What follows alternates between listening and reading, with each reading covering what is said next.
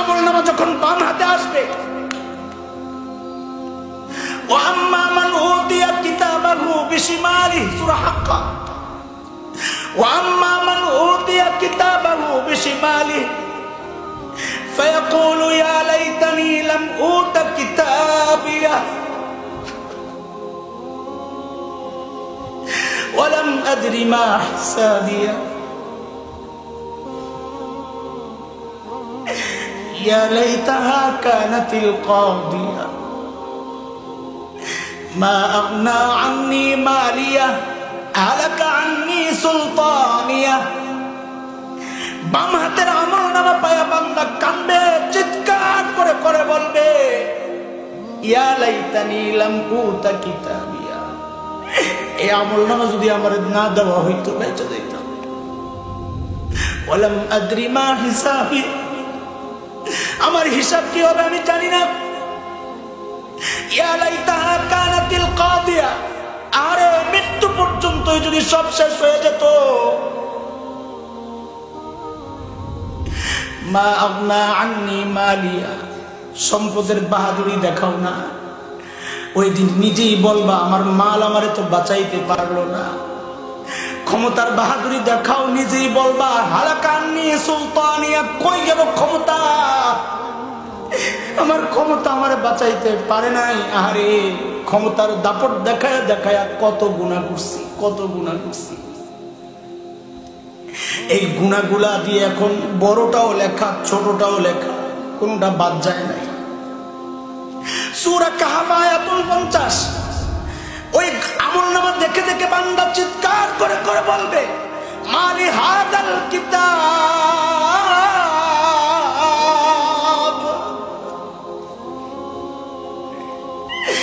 মালি হাদাল কিতাব لا يغادر صغيرة ولا كبيرة إلا أحصاها।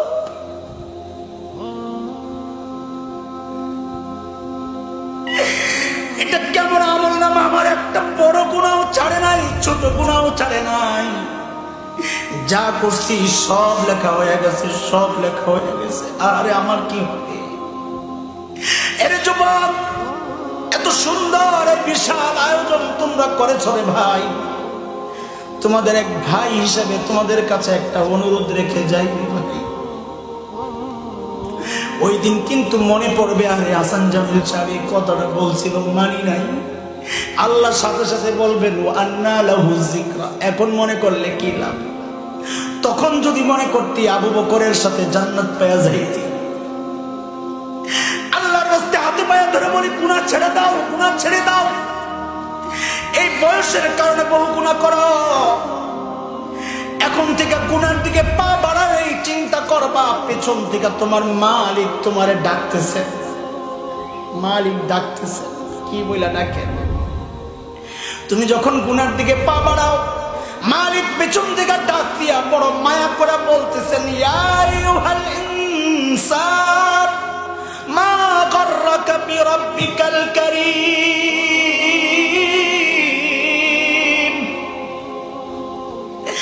الذي خلقك فسواك فعدلك الذي خلقك فسواك فعدلك في أي صورة ما شاء ركبك। আরে দোস্ত, আল্লাহ ছাড়া দুনিয়ার মধ্যে মানুষকে সবচেয়ে বেশি মায়া করে কে? জোরে বলেন না। সবচেয়ে বেশি মহব্বত কার অন্তরে? বলেন, জোরে বলেন, আরে জোরে বলেন। সবচেয়ে বেশি মহব্বত কার অন্তরে? আল্লাহ দিয়া দিছে। আর এই জন্যই তো মাসআলা, সন্তান যদি বাবা মায়ের আগে ইন্তেকাল করে, বাবা তো সন্তানের লাশের পেছনে পেছনে যাইতে পারে, কবরে নামতে পারে। কারণ এটা সবাই জানে, আল্লাহ বাবার দিলটা এমনই বানাইছেন। বাবা চিৎকার করে কাঁদবে, কবরে ফুপিয়ে ফুপিয়ে কাঁদবে, কিন্তু আল্লাহ বাবাকে ওই ক্ষমতা দিয়েছেন সন্তানকে দাফন কইরা বাবা আবার কবরে উপরে উঠতে পারবে। কিন্তু কোন মায়ের জন্য সন্তানের লাশের পেছনে যাওয়া জায়েজ নাই। কবরে নামা জায়েজ নাই। কেন কেন? আল্লাহ জানেন মায়ের কলিজা আল্লাহ কি দিয়া বানাইছেন, আল্লাহ জানেন। দুনিয়ার কোনো মা এমন নাই সন্তানের কবরে নাই মা সন্তানের দাফন কইরা আবার সুস্থ উপরে উঠবে, এমন কোনো মা নাই। নিজ লাশ হইয়া সন্তানের পাশে শুয়া পড়বে। ওরে দোস্ত, মার এত মায়া, এত মায়া, এত মায়া। কিন্তু একটা জিনিস চিন্তা করেন, খুব মনোযোগ দিয়া চিন্তা করেন। সন্তান ভূমিষ্ঠ হওয়ার সাথে সাথে, মুসলমানের সন্তান যদি হয়, ভূমিষ্ঠ হওয়ার সাথে সাথে যদি মারা যায়, ওই পিচ্চি বাচ্চাটা জান্নাতি না জাহান্নামী? জোরে বলেন না। ওই পিচ্চি মুমিনের ওই পিচ্চি বাচ্চা জান্নাতি না জাহান্নামী? জান্নাতি। কাফেরের বাচ্চা নিয়ে ইখতিলাফ আছে, কিন্তু মুমিনের বাচ্চা কি? জান্নাতি। অথচ দেখবেন বাচ্চা ইন্তেকাল, মরে যাওয়ার সাথে সাথে মা শুনলে চিৎকার করে কাঁদতে থাকে। কান্দে মা, কান্দে না খুশি? বাচ্চা দুনিয়ায় আসলে কষ্ট পাইতো, অথচ গেছে কই? কথা বলে না, যাচ্ছে কোথায়?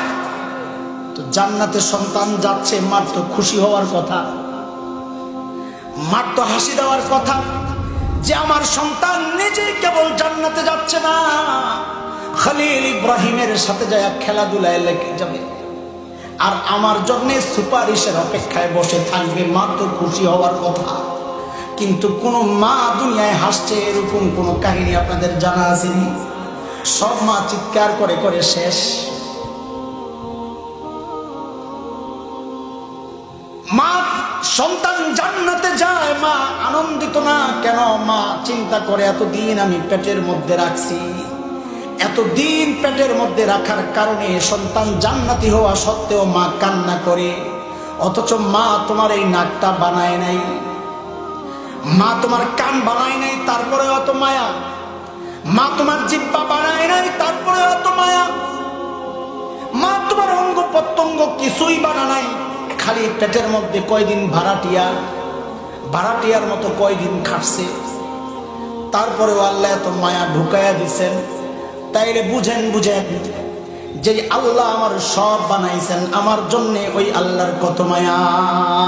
আল্লাহ, ওই আল্লাহ যখন তুমি গুনাহ করতে যাও রে যুবক, এ বাবা বুড়া, আপনাদেরকেও বলছি আর কত সূরা হাদীদের মধ্যে আমাকে আর আপনাকে এই জন্য আল্লাহ ডাক দিয়া বলতেছেন, আলাম ইয়ামিনিল্লাযীনা আমানু আন তাখশা কুলুবুহুম লিযিকরিল্লাহ।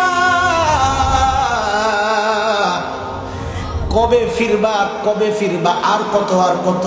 এখনো কি সময় হয় নাই? আল্লাহর ভয়ে কলিজাটা একটু কেঁপে ওঠার সময় কি এখনো হয় নাই? আর কত চায়ের স্টলে বসে বসে চা খাইবা, টেলিভিশন দেখবা? আর কত বসে বসে সিগারেট টানবার, আড্ডা দিবা? আর কত বসে বসে ওই জুয়া খেলবা, তাস খেলবা? নামাজের খবর নাই, ইবাদতের তাসবিহ তাহলিলের খবর নাই। আর কত? এখনো কি সময় হয় নাই আল্লাহর ভয়ে একটু কেঁপে ওঠার? ও বুড়া বাবারা, ও যুবক ভাইরা, যখনই গুনার দিকে পা বাড়াবা, সাথে সাথে চিন্তা করবা আমার মালিক আমারে পিছন দিয়া ডাকতেছেন। মালিক ডেকে ডেকে কি বলেন? ইয়া আইয়ুহাল ইনসান মা গাররাকা বিরাব্বিকাল কারীম। ওরে মানুষ, কোন জিনিস তোর ওই কারীম রবকে তোরে ভুলা দিল, ধোঁকায় ফেলে দিল? কি পায়া তুই তোর ওই কারীম রবকে ভুলে গেলি? আরে সবচেয়ে বেশি মায়া মার, কিন্তু মা তোর কিচ্ছু বানায় নাই। আল্লাযী খালাকাকা ফাসাওয়াকা ফাআদালাক। ওই কারীম রব তোর এই চোখটা দিছে, ওই কারীম রব তোর ওই নাকটা দিছে, কানটা দিছে, জবানটা দিছে। আরে বান্দা, তোর এই চোখ তো মাশরাফি বানায় নাই, তোর এই চোখ কোনো নায়ক নায়িকা বানায় নাই, তোর ওই চোখ ওই হিন্দু পূজারীরা বানায় নাই যে যায় মূর্তির সামনে দাঁড়ায় দাঁড়ায় আনন্দ করবি। তোর চোখ আমি আল্লাহ দিয়েছি আমার কালাম দেখে দেখে পড়ার জন্য। তোর চোখ দিয়েছি আমার নিয়ামত দেখে দেখে শুকরিয়া আদায়ের জন্য। এরে বান্দা, তোর ওই কান তো কোনো গায়ক দেয় নাই, ওই গায়কের গান শুনে শুনে আমি আল্লাহর নাফরমানি করবি। তোর কান তো আমি আল্লাহ দিয়েছি আমার কালাম শোনার জন্যে, দ্বীনি কথা শোনার জন্যে, নেক কথা ভালো কথা শোনার জন্য আমি আল্লাহ নিয়ামত দিয়েছি। তোর এই জবান তোর নেতা দেয় নাই, যে নেতার পক্ষে যায়া তোর রবের বিপক্ষে তুই শব্দ উচ্চারণ করবি। তোর এই জবান তো আমি আল্লাহ দিয়েছিলাম আমার আল্লাহর কথা বলার জন্যে। এই জন্যে যাদের অন্তরে আল্লাহর মোহাব্বত, তাদেরকে যখন হুমকি দেওয়া হয় তোর ওই হাত কেটে দেওয়া হবে, তোর জবান কেটে দেওয়া হবে, তারা আনন্দের সাথে উল্লাসের সাথে এই কথা বলে, আমার জিহ্বা কেন হাত কেন, আমার শরীরকে যদি টুকরা টুকরা করা হয় এটা আমি আমার জন্য সৌভাগ্যের বিষয় মনে করব, তাও আমি আমার রবের পক্ষে কথা বলা ছাড়ব না।